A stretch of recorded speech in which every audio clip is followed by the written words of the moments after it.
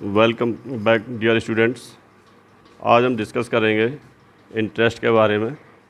Interest on loan, interest on capital जो कि business की एक्सपेंसेस होती हैं, और तीसरा इंटरेस्ट ऑन ड्राइंग्स, ड्राइंग पर ब्याज जो कि इनकम होता है। ठीक है। सबसे पहले इंटरेस्ट ऑन लोन। तो इंटरेस्ट ऑन, जैसे ट्रायल बैलेंस में लोन दे रखा है, लोन 6% 10,000 रुपीज़। अगर ये लोन 10,000 रुपीज़ 6% दे रखा है और ट्रायल बैलेंस में कहीं भी इंटरेस्ट नहीं दे रखी है, तो भी हमको लोन पर इंटरेस्ट की कैलकुलेशन करनी पड़ेगी। ये इम्प्लाइड है, क्योंकि जब 6% इंटरेस्ट दे रखा है, इसका मतलब इंटरेस्ट भी हमको देनी चाहिए थी, जिसकी एंट्री कोई भी लोन या फाइनल अकाउंट में नहीं हुई है। तो हमें लोन पर 6% ब्याज निकालना पड़ेगा। जो 10,000 का 6% 600 रुपीज़ होता है, उसे हमें टू इंटरेस्ट ऑन लोन के नाम से प्रॉफिट एंड लॉस अकाउंट की डेबिट साइड में दिखाना होगा। ठीक है। अगर ब्याज पर, जो लोन पर 6% ब्याज है, अगर उसमें साथ में टाइम दे रखा है कि वो लोन जो है, मान लीजिए 1 अक्टूबर को लिया गया था। जब 1 अक्टूबर को लोन लिया गया है, तो जाहिर है कि वो लोन आपके पास 3 महीने तक रहा, यानी 3 महीने का आपको ब्याज देना पड़ेगा। अक्टूबर, नवंबर, दिसंबर, तो 3 महीने का ब्याज निकालेंगे। 3/12 और कर देते हैं। 3/12 करेंगे तो इसको सॉल्व करेंगे तो ये 150 रुपये इंटरेस्ट आएगा।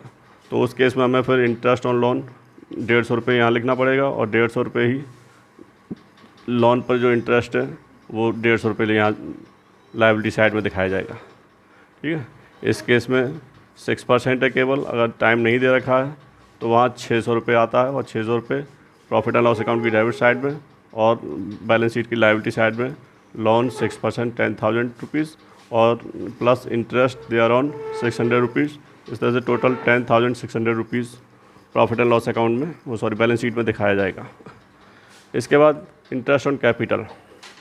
इंटरेस्ट ऑन कैपिटल में सपोज कैपिटल आपकी 50,000 रुपीज़ दे रखी है, और समायोजन में दे रखा है कि कैपिटल पे 5% ब्याज दे है या देना है।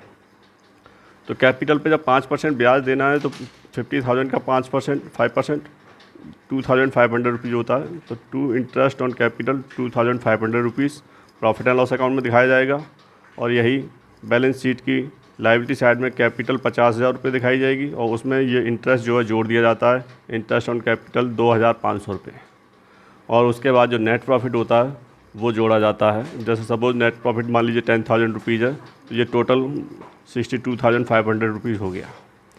ठीक है। तो इस तरह से इंटरेस्ट ऑन कैपिटल को शो किया जाता है। इसके बाद थर्ड पॉइंट, ड्राइंग इंटरेस्ट, यानी इंटरेस्ट ड्राइंग पर इंटरेस्ट। मान लीजिए ड्राइंग आपकी 5,000 रुपीज़ दे रखी है, और समायोजन में कह रखा है कि ड्राइंग पर 6% ब्याज लगाया जाएगा। ठीक है। तो 6% ब्याज लगाया जाएगा, तो 5,000 का 6% 300 रुपीज़ होता है। 300 रुपीज़ ब्याज जो है बिजनेस की इनकम में, इसलिए प्रॉफिट एंड लॉस अकाउंट की क्रेडिट साइड में दिखाया जाएगा by interest on drawing 300 rupees. यही 300 रुपीज़ आपकी ड्राइंग में जोड़कर घटाया जाता है, यानी 5,000 ये था, 300 रुपीज़ इंटरेस्ट हुआ उस पर, तो 5,300 रुपीज़ माइनस किया जाएगा 62,500 में से। बैलेंस आ जाएगा आपका 57,200। ठीक है। तो इस तरह से interest on loan, interest on capital और interest on drawing profit and loss account में और बैलेंस शीट में शो किया जाता है। ठीक है। ये भी आपके एक तरह से इंटरेस्ट ऑन लोन और इंटरेस्ट ऑन कैपिटल आपकी आउटस्टैंडिंग इंटरेस्ट ही है, और आउटस्टैंडिंग इंटरेस्ट की तरह से प्रॉफिट एंड लॉस अकाउंट की डेबिट साइड में दिखाया जाता है, और बैलेंस शीट की लायबिलिटी साइड में जाता है। और इंटरेस्ट ऑन ड्राइंग, ये आपकी अक्रूड इनकम है। ठीक है। अक्रूड इनकम मालूम है आपको, प्रॉफिट एंड लॉस अकाउंट की क्रेडिट साइड में जाती है, और संबंधित आइटम में जोड़कर ये ड्राइंग में से कैपिटल में से घटा दी जाएगी ड्राइंग्स। ठीक है। तो इस तरह से हम इंटरेस्ट की कैलकुलेशन करते हैं, चाहे वो लोन पर हो, कैपिटल पे हो, या फिर ड्राइंग्स पर। Thank you very much.